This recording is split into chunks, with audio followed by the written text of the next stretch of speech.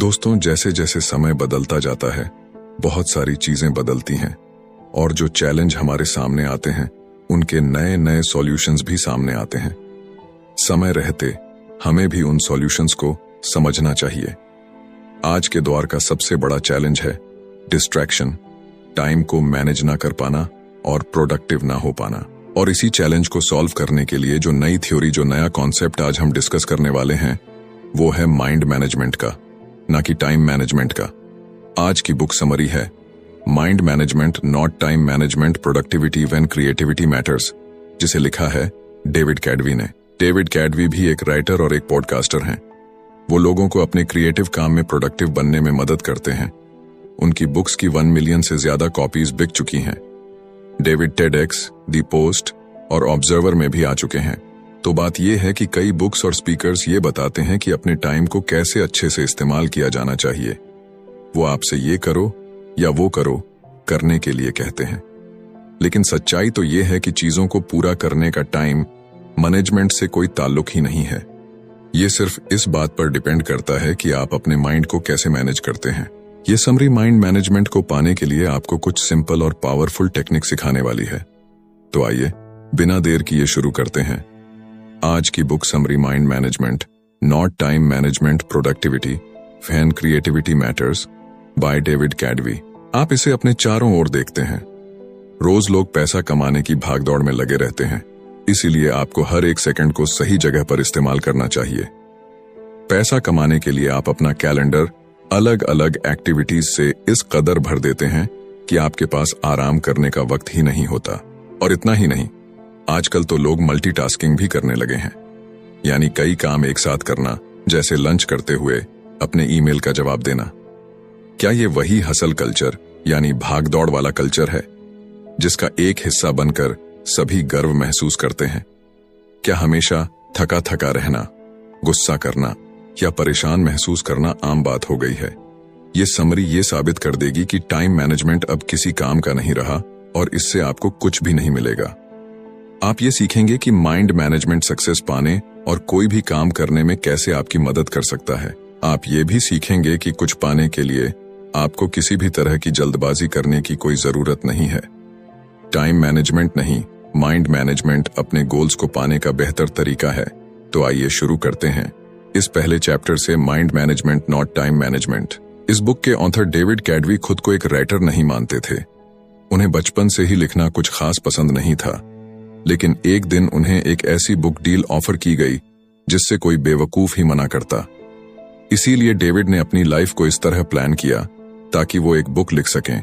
सबसे पहले उन्होंने इस बात का ध्यान रखा कि उनके पास बुक लिखने के लिए अच्छा खासा टाइम हो। उन्होंने अपने दोस्तों के साथ डिनर और दूसरे प्लान्स को कैंसिल कर दिया, पर इनकी जगह अपने राइटिंग सेशंस को रखने लगे।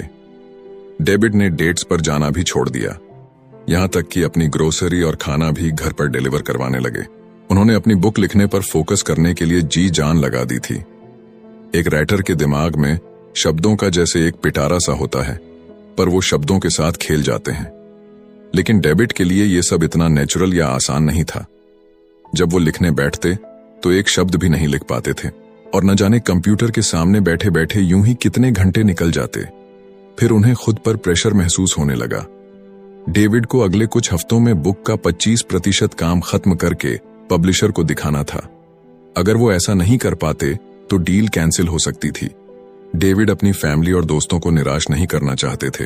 बड़बड़ाहट में उन्होंने कोस्टा रिका में एक रिट्रीट ज्वाइन करने का मन बनाया। वो ये बात अच्छे से जानते थे कि वहां जाकर भी वो कुछ नहीं लिख पाएंगे। क्या इसका मतलब ये है कि रिट्रीट ज्वाइन करने से उन्हें पछतावा हुआ था? बिल्कुल हुआ था, लेकिन डेविड ने सोचा कि जगह बदलने से शायद उन्हें राइटर्स ब्लॉक से बाहर निकलने में मदद मिलेगी। डेविड को रिट्रीट के लिए हाँ कहने के बाद पछतावा होने लगा और वो अपने घर से बाहर निकल गए। वो अपनी फ्रस्ट्रेशन को दूर करना चाहते थे। तब उनकी मुलाकात डिएगो से हुई। वो रोड के दूसरी तरफ थे जब उन्होंने डेविड को इस तरह बुलाया जैसे मानो वो दोनों दोस्त थे। डिएगो ने हाथ से इशारा करते हुए डेविड को बुलाया और उनसे स्पेनिश में बात करने लगे। डेविड एक बेवकूफ की तरह नहीं दिखना चाहते थे, इसलिए उन्होंने डिएगो की बात का जवाब दिया। उनसे बात करने पर डेविड को पता चला कि डेगो ऐसे ही कुछ बात करना चाहता था। उन्हें बीच पर घूमना और बारिश का मौसम बेहद पसंद था। उनकी बातें ज्यादा लंबी तो नहीं चली, लेकिन डेविड को इसके बाद काफी अच्छा महसूस हो रहा था। जब डेविड घर लौटे तो दोबारा कंप्यूटर के सामने बैठ गए। अगले 1 घंटे में डेविड पहला चैप्टर लिखने में कामयाब रहे।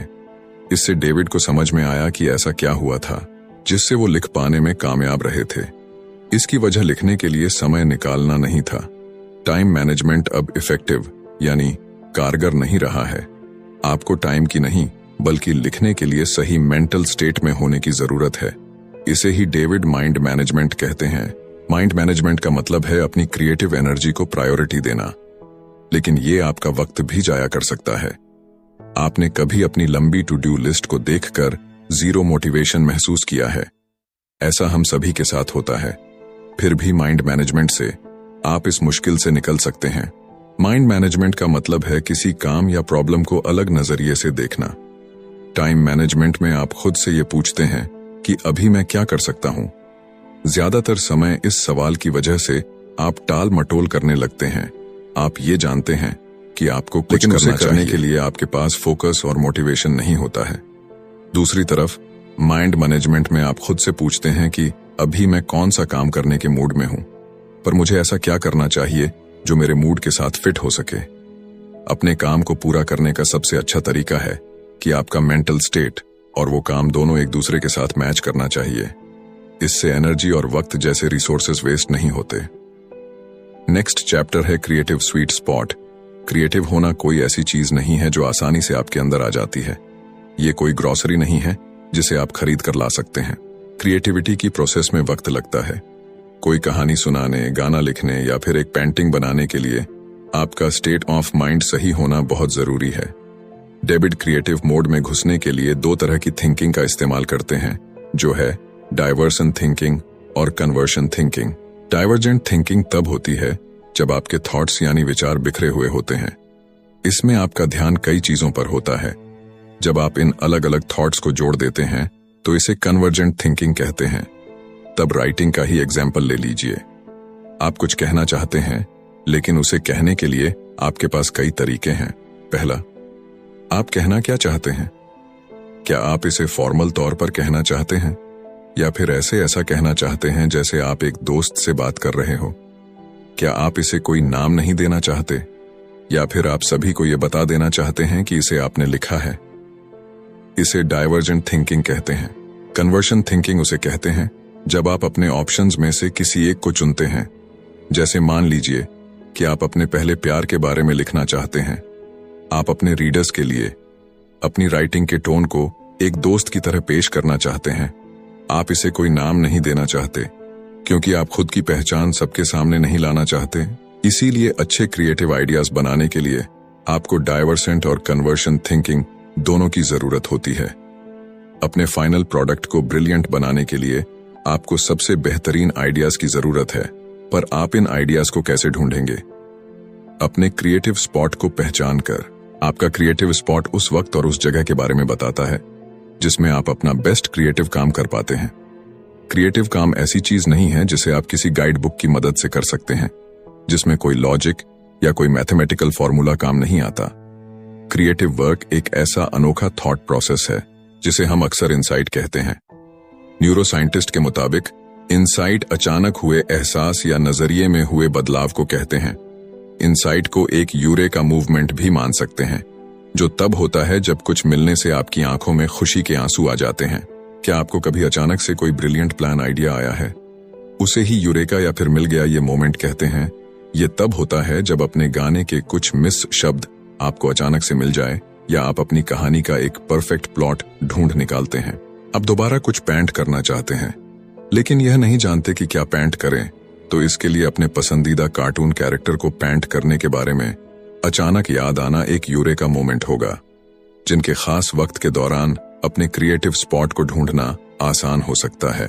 याद रखिएगा कि ये माइंड मैनेजमेंट के बारे में, टाइम मैनेजमेंट के बारे में नहीं। आपकी एनर्जी हर एक दिन या पूरे दिन एक जैसी नहीं रहती है।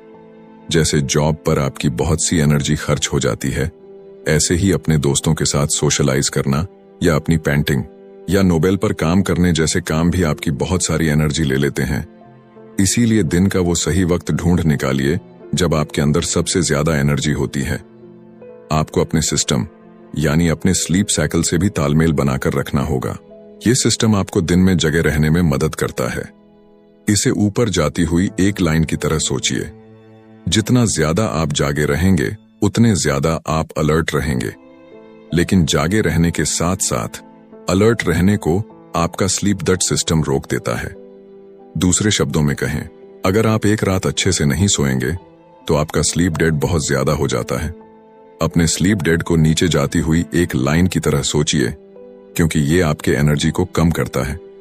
आपके सिस्टम और स्लीप डेट दोनों की लाइन दोपहर के शुरुआती वक्त लगभग 2:30 बजे मिलती है। इसी वजह से आप इस वक्त सुस्त और थका हुआ महसूस करते हैं। अपनी बॉडी क्लॉक को समझने से आपको अपने काम पर आसानी से फोकस करने में मदद मिलती है। बहुत से लोग सुबह सुबह बहुत फोकस्ड होकर काम करते हैं, जैसे बेस्ट वायलिन प्लेयर अपने दिन की शुरुआती 2-4 घंटे मन लगाकर प्रैक्टिस करते हैं। मशहूर राइटर वर्जीनिया वुल्फ और साइकोलॉजिस्ट BFP ऐसा ही करते हैं। ऐसा इसलिए क्योंकि सुबह का वक्त वो समय होता है जब लोग पूरी तरह से जगे हुए और सबसे ज्यादा अलर्ट रहते हैं। अपने क्रिएटिव स्पॉट को हासिल करने के लिए डेविड ने एक और तरीका बताया है। इसे वो फर्स्ट आवर रूल कहते हैं, जो अपने काम को पूरा करने में उन्हें डिसिप्लिन रहने में मदद करता है। जब आप अपने दिन का सबसे पहला घंटा अपने प्रोजेक्ट पर लगाते हैं तो उसे फर्स्ट आवर रूल कहते हैं। और ये कोई ऐसा वैसा प्रोजेक्ट नहीं होना चाहिए, बल्कि आपका सबसे इंपॉर्टेंट प्रोजेक्ट होना चाहिए। ऐसा करने से आप उस प्रोजेक्ट को जल्दी पूरा कर पाएंगे। इसे सुनकर ऐसा लग रहा होगा ना कि क्या आप ऐसा सच में मुमकिन है? तो जवाब है जी हाँ, बिल्कुल मुमकिन है। अपने दिन की शुरुआत अपने सबसे इंपॉर्टेंट काम से कीजिए, यानी एक ऐसे काम से जो आपको करना ही है। ऐसा करने से इसे पूरा करने के लिए आपके आलसी होने के चांसेस काफी कम हो जाते हैं। ऐसा करना उस काम में आने वाली रुकावटों को भी रोकता है। इस इंपॉर्टेंट लर्निंग को लेने के बाद बढ़ते हैं नेक्स्ट चैप्टर की ओर, द 4 स्टेजेस ऑफ क्रिएटिविटी। जब आप असल में राइटिंग और पेंटिंग नहीं कर रहे हैं, तब भी आप राइटिंग और पेंटिंग कर सकते हैं। क्रिएटिविटी का प्रोसेस सिर्फ राइटिंग और पेंटिंग के बारे में नहीं है।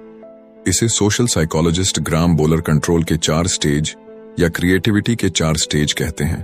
पहला स्टेज है प्रिपरेशन, यानी कि तैयारी करना। यह तब होता है जब आप अपने प्रोजेक्ट के बारे में सब कुछ सोचते हैं। आपकी स्टोरी में कौन सी कैरेक्टर होंगे, आपका गाना कितना लंबा होगा, पेंटिंग बनाने के लिए आप किस चीज का इस्तेमाल करेंगे। ये ब्रेनस्टॉर्मिंग यानी दिमाग चलाने वाला स्टेज है। इसमें आपके पास अपने प्रोजेक्ट की इतनी इंफॉर्मेशन होती है कि आप एक चलते फिरते इंसाइक्लोपीडिया की तरह हो जाते हैं। डेविड ने भी अपनी बुक पर इसी तरह काम करना शुरू किया था। ऐसा भी वक्त हुआ जब वो अपने लिविंग रूम में बैठकर इंफॉर्मेशन के ऐसे सोर्सेज को खोलकर देखा करते थे। डेविड के चारों ओर बुक्स, न्यूज़पेपर और जर्नल्स बिखरे रहते थे। उनके पास एक व्हाइट बोर्ड भी था, जिस पर वो पॉसिबल टॉपिक्स और चैप्टर लिखते थे।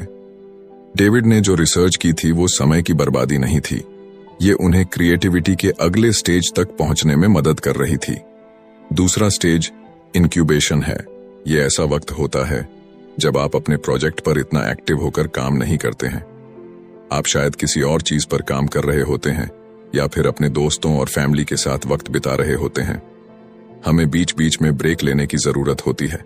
इसी काम को तुरंत पूरा करने के लिए खुद को मजबूर करना हमेशा काम नहीं करता है। ऐसा करने से आप फ्रस्ट्रेट होने लगेंगे और आपको गुस्सा आ जाएगा।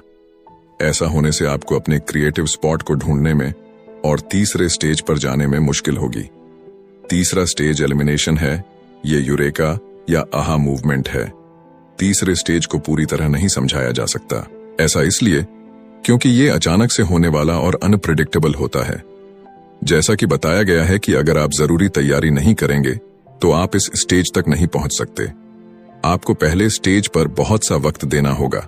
आइए जानते हैं कि पहला स्टेज आपको तीसरे स्टेज पर पहुंचने में कैसे मदद करता है। इसके लिए हम दी बीटल्स के पॉल मैककर्टनी का एग्जाम्पल लेंगे। पॉल ने यस्टरडे नाम का वो यादगार गाना बड़े ही अनोखे तरीके से कंपोज किया था। उन्हें इस गाने की धुन अपने सपने में सुनाई दी थी। जब उनकी आंख खुली तो वो आंधी नींद में उठकर अपने पियानो पर उस धुन को बजाने लगे और इस तरह इतिहास के सबसे महान गानों में से एक गाना बना। लेकिन ये इतना भी आसान नहीं था। येस्टरडे लिखने से पहले भी पॉल कुछ गाने लिख और बना रहे थे। वो सालों से म्यूजिक क्रिएट करते आ रहे थे और क्योंकि वो येस्टरडे जैसा गाना लिख पाए थे, उनका काम वही नहीं रुक गया था। नहीं, पॉल ने यह पक्का किया कि वो चौथे स्टेज को भी अच्छे से पूरा करें, जो है वेरिफिकेशन। चौथा स्टेज वेरिफिकेशन है। ये तब होता है जब आप एलिमिनेशन की स्टेज में आए यूरेका मूवमेंट के बारे में सोचते हैं। इसमें आप ये पक्का कर लेते हैं कि आपका जो आइडिया था वो फुल प्रूफ और ब्रिलियंट है। आप ये डबल चेक करते हैं कि किसी चीज की कमी तो नहीं है। पॉल को 100% विश्वास तो नहीं था कि उनका बनाया हुआ गाना ओरिजिनल था। उन्हें लगा कि हो सकता है कि यह भी एक ऐसी धुन थी जो उन्होंने पहले कभी सुनी थी। ऐसे वक्त ऐसे ENP या सॉफ्टवेयर नहीं हुआ करते थे जो ये बता सके कि कोई धुन ओरिजिनल है या नहीं। इसीलिए पॉल ने 1.5 साल इस बात को पक्का करने में ही लगा दिया कि वो धुन उनकी खुद की थी या नहीं। इसी दौरान उन्होंने अपने गाने को बदलने के लिए उसके लिरिक्स, ट्यून और अरेंजमेंट को सुधारने पर काफी काम किया। अगर आप क्रिएटिविटी के हर स्टेज में अपना वक्त नहीं लगाएंगे तो आप कभी कोई मास्टरपीस नहीं बना सकते। आपको इस पूरे प्रोसेसर के हर स्टेज से होकर गुजरना होगा। नेक्स्ट चैप्टर है दी 7 mental state of creative work. David का कोई स्ट्रिक्ट यानी रूल नहीं था, लेकिन उनके पास करने के लिए ऐसे काम और जाने के लिए ऐसी जगह थी जो उन्हें लिखने के सही मूड में लाने में मदद करते थे। अपनी छोटी सी नोटबुक में कुछ लिखने के लिए वो जॉन हैंकॉक सेंटर के 19 5th फ्लोर पर जाते थे। ये थॉट्स शुरुआत में बिखरे हुए से रहते हैं, लेकिन इन्हें लिखने के बाद डेविड को वो दूसरी चीजें भी दिखने लगती हैं जो उन्हें लगता था कि अपने बुक में शामिल करनी चाहिए। जॉन हैंकॉक सेंटर डेविड को उनके थॉट्स को अरेंज करने में मदद करता था। एब्सेंटो कॉफी नाम की एक कॉफी प्लेस थी जो डेविड को बहुत पसंद थी। वहां का मन लुभाने वाला खूबसूरत नजारा और कॉफी बीन्स की सुगंध उस जगह को राइटिंग के लिए एक आइडियल जगह बनाती है। डेविड की तरह आप भी अपने मेंटल स्टेट के मुताबिक अलग अलग तरीके के काम कर सकते हैं। आपका mental state in 7 mental status में से एक हो सकता है। पहला है प्रायोरिटाइज्ड मेंटल स्टेट। ये तब होता है जब आप एक प्लान बनाते हैं। आप ये फैसला लेते हैं कि आपको क्या करने की जरूरत है और आप उसे कैसे हासिल करेंगे।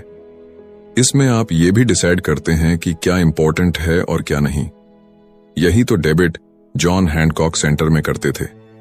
दूसरा है एक्सप्लोर मेंटल स्टेट। ये रिसर्च करने के बारे में नहीं है।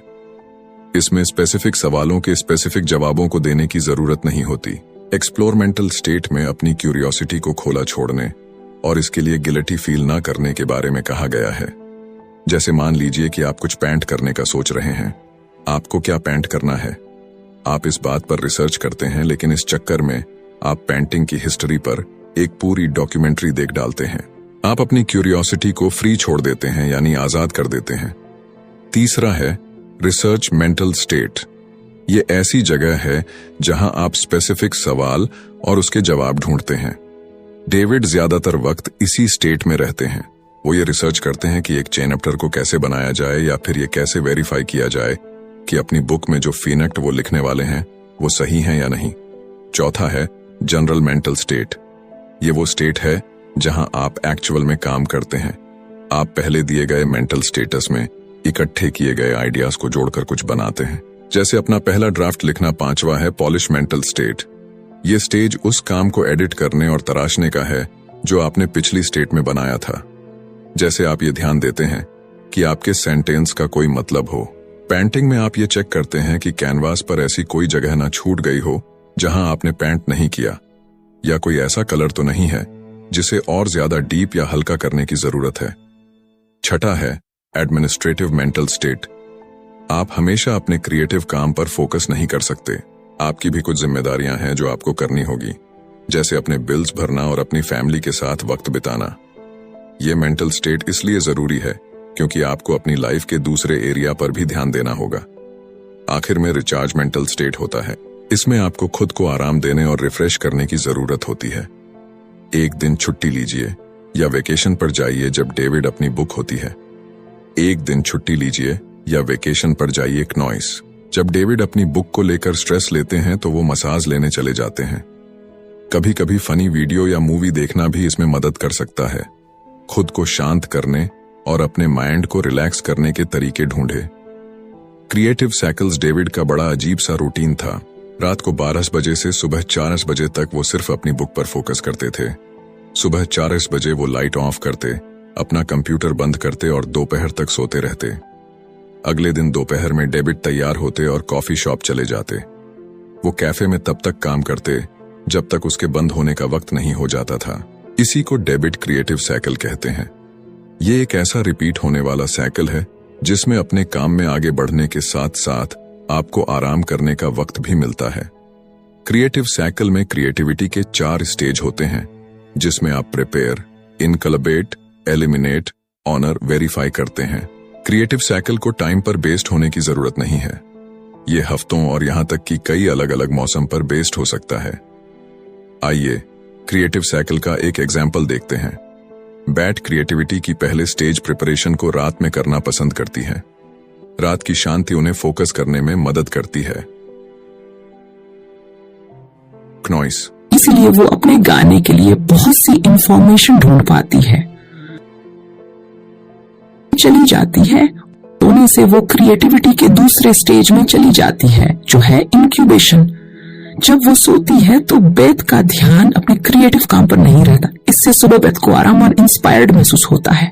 वो क्रिएटिविटी के तीसरे स्टेज में पहुंचाती है, जो है इल्यूमिनेशन। जब वो अपना ब्रेकफास्ट खाती है तो उन्हें एक आहा मूवमेंट मिलता है। उन्हें अपने गाने के सही अल्फाज मिल जाते हैं और वो तुरंत उन्हें अपने पास रखे टिश्यू पेपर पर लिख लेती है। पूरी दोपहर अपने गाने को सुधारने में लगा देती है। वो कुछ अल्फाजों को बेहतर अल्फाजों से बदल देती है और उस धुन को बजाने के लिए बेस्ट इंस्ट्रूमेंट्स को चुनती है। अपने माइंड को मैनेज करने के लिए बहुत से ऑप्शंस है।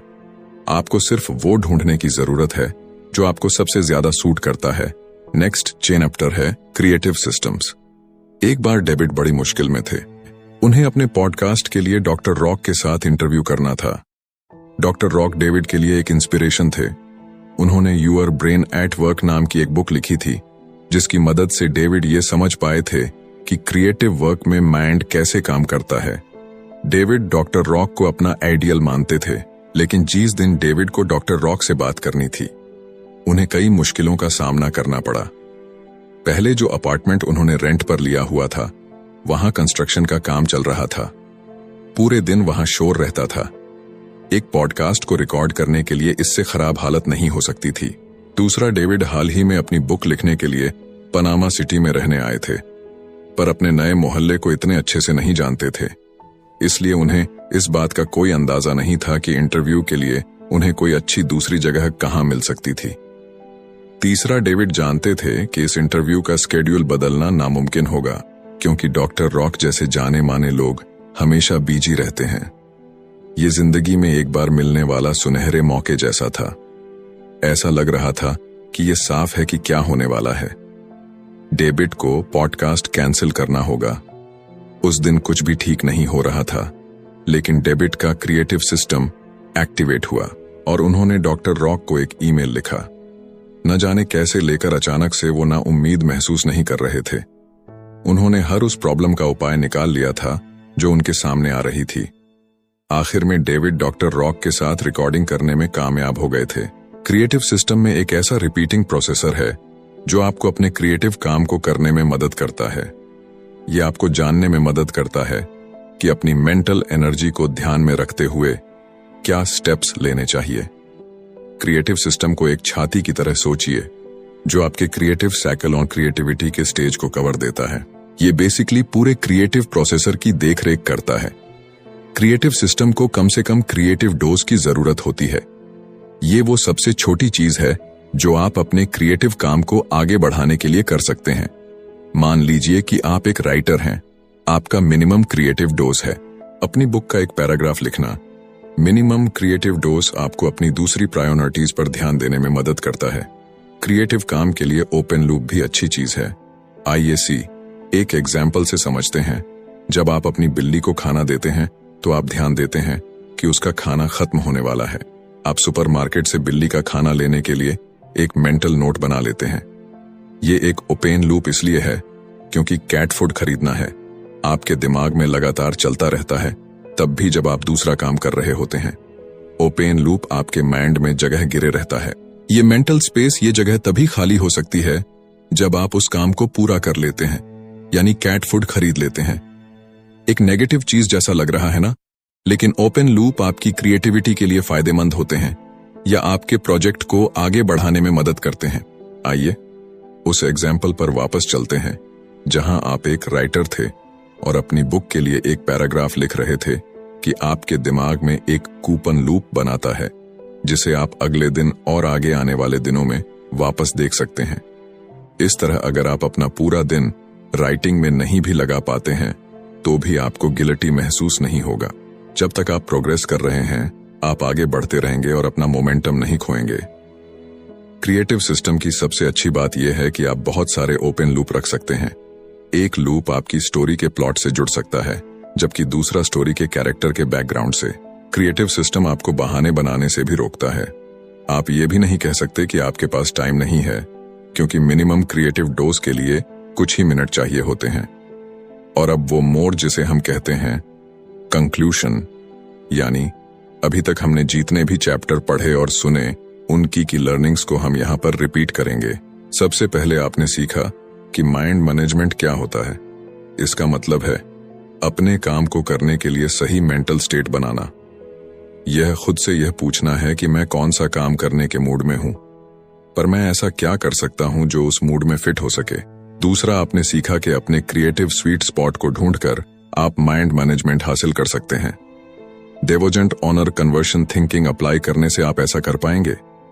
दोनों तरीकों से आप यूरेका मूवमेंट बना सकते हैं जो आपके क्रिएटिव काम में अचानक आए कामयाबी की तरह होता है। अपने क्रिएटिव स्वीट स्पॉट को ढूंढने के लिए आपको अपने सबसे प्रोडक्टिव टाइम को पहचानना होगा।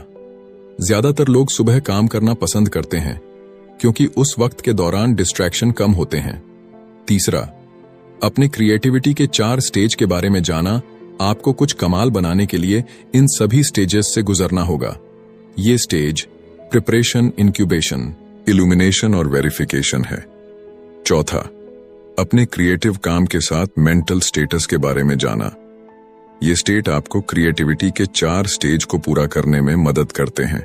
ये 7 मेंटल स्टेट है: priorities, explore, research, generate, polish, administrate और रिचार्ज। 5वां, आपने क्रिएटिव साइकिल के बारे में जाना।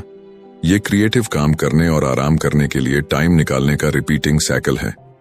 क्रिएटिव साइकिल ये डिसाइड करता है कि कौन सा टाइम फ्रेम आपके लिए काम करता है, भले ही वो हफ्ता, महीना या कोई सीजन ही क्यों ना हो। क्नॉइस। छठा, अपने क्रिएटिव सिस्टम के बारे में जानना। ये क्रिएटिविटी के 4 स्टेज और क्रिएटिव साइकिल की देखरेख करता है। ये एक ऐसा रिपीटिंग प्रोसेसर है जो आपको क्या स्टेप्स लेने चाहिए या उन्हें कैसा करना चाहिए जैसे सवालों के जवाब ढूंढने में मदद करता है। आज पूरी दुनिया भागती हुई जिंदगी की आंधी हो गई है। इसमें सभी जल्द से ज्यादा काम करने में लगे हुए हैं, लेकिन चीजों को धीरे धीरे करने का अलग ही मजा है। तो उस प्रोसेसर को एंजॉय कीजिए और जल्दबाजी मत कीजिए।